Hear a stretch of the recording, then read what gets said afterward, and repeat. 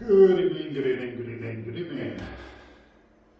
This is the latest Audleys Brew Co beer. No surprise, it's a red. It is a Irish red, or it's meant to be an Irish red as such. Not sure what colour you're picking up there, but to me it's slightly more of a copper colour. Nice thick white head, perfectly white, as you can see, and a nice tight, frothy, foamy, marshmallowy thing going on the top. And we'll talk a little bit more about that in a minute. There was meant to be a grain to glass video going with this, and that's one reason why this video is going up as it is as well. I just don't have A, time, or B, the hardware software to do proper edits of videos at the moment. So this is what you're getting. I know my viewership has plummeted because I'm just doing these head pieces at the moment. That's what we're going to call them. But it's either that or no content whatsoever. So we'll talk a little bit about this beer first. I did a grain to glass, was it a grain to glass? The brew in the bag one with the get a brewed recipe kit for Massey Red. And I declared at the end of it that I could make a better Irish red. And I stand by that. This, however, is not that. I was that keen, I was that mad keen to get a beer made for St Patrick's Day, which is on Monday coming, that I went ahead and I got my Irish red recipe that I'd always make, like it's refined, it's perfecto for me, and then I realised that I didn't have East Kent Goldings or Funnels here. They're all back in the old place. So I looked at the hops that I had here, and I have Saz, which isn't a traditional hop for an Irish red, but I thought that might be a cheeky experiment that I could do, and it would, make something a bit different and a bit tasty. So that was dead on. I then realised that I didn't have anything really suitable for a bittering hop. I mean, I could use Saz, but I'd end up using a lot of it. It's quite low Belfast, it's not a lot of bang for your buck. So it's like, right, I'll use Centennial. I've got Centennial here, I'll use Centennial. Maybe not, we're now completely out of Irish red beer, we're into something completely different. And I fired it all in, and it kind of looked okay on the computer. And then I went to let the Centennial out of the freezer, only to discover that the first letter was right, it was C, but it was actually Cascade. So I've got Cascade as my bittering hop, and I've got Saz as my flavour / aroma hop. When I was brewing as well,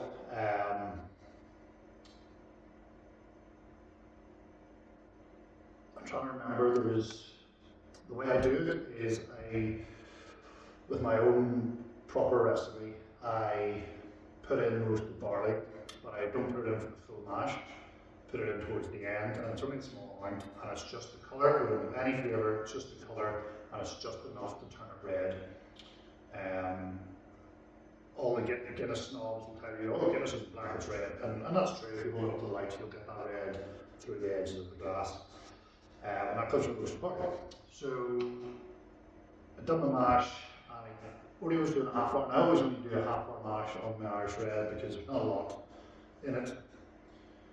And I came at the end of the half hour, and it looked like a pale ale. There was no red colouring, no copper colouring, nothing. Why is that camera going in and out? That's really weird. Quite disturbing, I wonder if it's because of the light. Anyway, So I put a wee bit extra roasted barley in, and I left it for another half hour. So I got a full hour mash.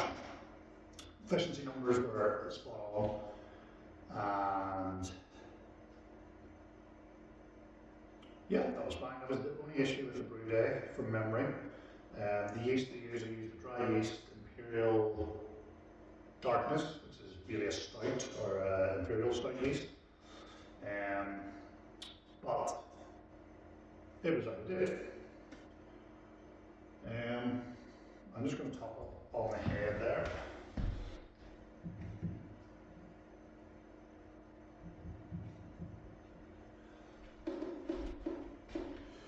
So it was out of date, and I thought, you know what, fuck it, we'll do it. So we did it. And on the whole, we've got a very drinkable beer out the back end. So, as I said before, it's more copper than red. It's a little bit opaque. I quite like that to be, you know, clear. So I might fire it without gelatin, and it's been in the keg now for 3 weeks, so it should really be at its best.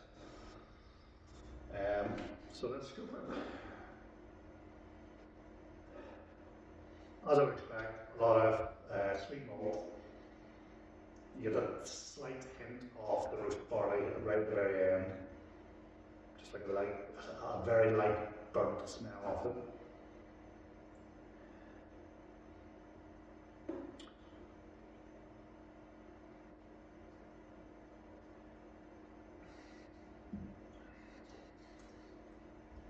And this is where it goes completely different. So, I mash it at a higher temperature to increase the body. And did I add something to it to help increase body as well, or did I? Don't think I did. Can't remember. It's medium to full bodied anyway, so from that point of view, it's dead on. The carbonation is okay. It's definitely there, and it definitely complements the style. It's not too high. And I'll put a pin in that as well. So pin in the head, pin in the carbonation. We'll get to this. And yeah, it's perfectly drinkable. There's a slight sweetness to it at the tail.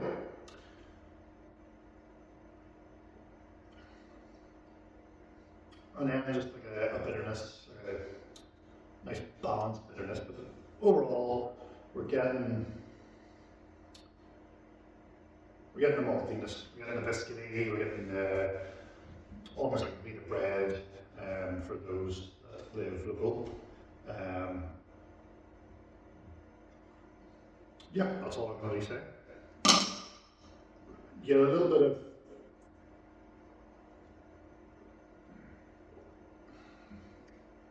it's different. It is different to the red I normally make.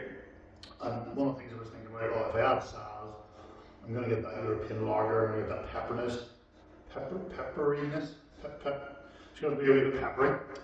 And there is a very, very shallow hint of that pepperiness.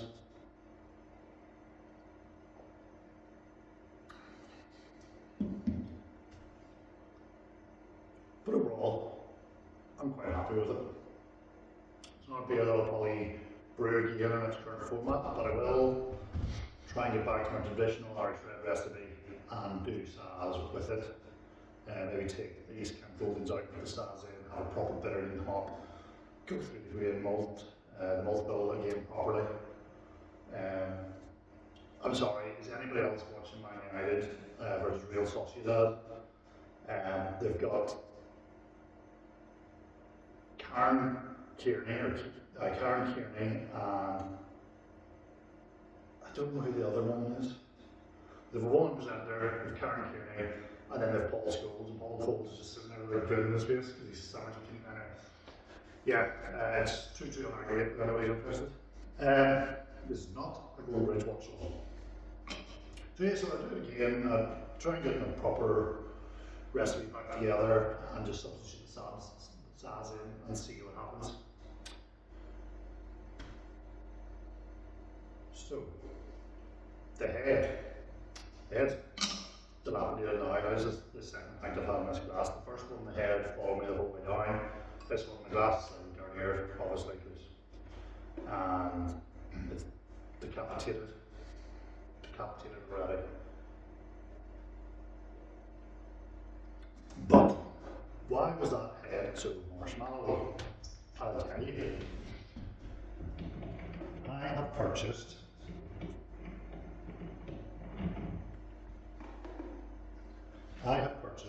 a stout tap attachment for my nougat taps. And there was a reason why I done that. Because I also bought I don't have it here, which is terrible preparation on my part, and I do apologise, but I also bought a small nitrogen regulator that fills the capsules. The plan was, I have two of these bad boys. These are 10-litre mini keg oxybar things. The plan was to use that to fire nitrogen through. I'm going to make a red ale, fire nitrogen through it. It's going to be a keg, a cafes, something like that. I don't know how to do it. I have attached the nitrogen to one of those, the other one does the same to them, and I fired the red ale, the massive air through it. First pint was dead on, second pint, the nitrogen, one capsule on 1 pint. That doesn't make sense. So last week, at the weekend there, actually just Sunday gone, I filled up a 2-litre bottle. No, I didn't. I filled up a 500ml bottle, and I have the Kegland tea bar, and I don't see a thing. Now, the nitrogen, I could get leaking out a wee bit, but it didn't really pour right, and I don't know how long you meant to leave a beer on nitrogen before you pour it. You know, do you connect it up straight away and expect it to do its thing immediately? Do you, like the way you do it with CO2, do you leave it for a couple of days? So I don't know, is the answer. And are they in the capsules? Like, my experience with them so far is they're a waste of money, which means that regulator is a waste of money. But the malt biller sells that, and it's one of the best sellers. I've never heard anybody say anything bad about it, so it must do what it's meant to do. You know, because the brewing community is so small that, you know, if they've sold 1 million of those, they've sold 1,000 of those. At least somebody that's bought one of those will be on one of the forums that I'm on Facebook or whatever, or a breakthrough channel, and they will have said, that's how we shite, don't buy it by now, and nobody has. On the flip side of that, nobody said they're brilliant at it, but that's neither here nor there. So, I'm asking for help. How do you use the mini regular things? How do you nitrogenate a beer? Ultimately, I'm going to be making a stout. It was meant to make a stout before St. Patrick's Day. It hasn't worked. So how do you do that? How do you nitrogenate a beer? Because a red ale, not specifically this one will not go on nitrogen. It's not smooth enough. I think if you want to put something on nitrogen, it needs to be really, really smooth. A bit like my head looks in the camera. But yeah, so it needs to be smooth. But how does it work? Do you carbonate it first? Do you carbonate it on the keg, draw some off into one of those kegs or into a bottle or whatever, nitrogenate it? Do you crank the nitrogen off full blast and pour it straight away? I just don't know. But having poured this ale through the stout tap with just CO2, you end up with a good couple of inches of head, but it is fluffy and foamy and it looks fantastic. So there's not really a point to that second bit other than that. Yeah.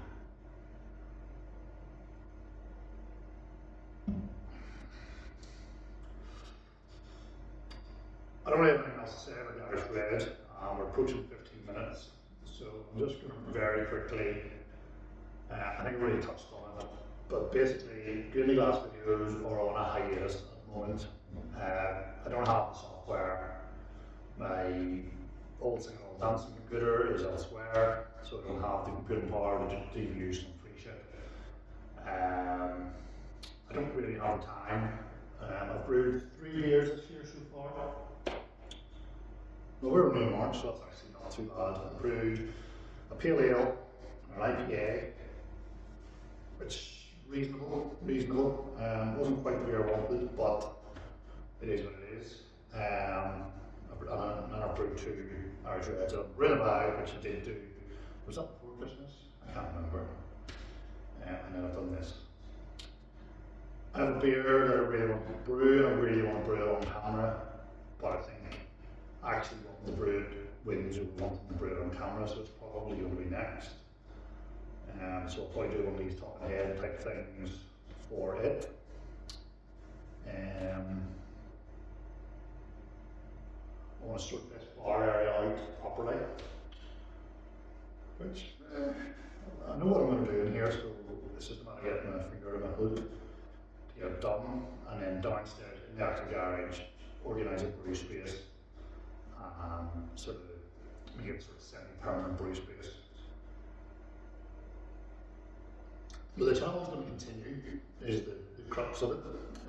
I'm going to keep firing these videos out every few weeks, maybe once a month, once every 2 weeks, something like that. Just basically every time I have something to say. But Jack, you never have anything to say. Yes, I know. It'd be hilarious if you could hear of it. Channel's going to continue as best I can.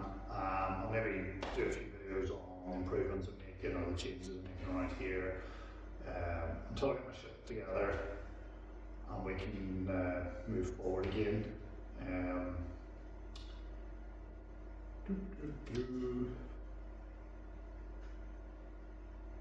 That is it. That is all I have to say to you.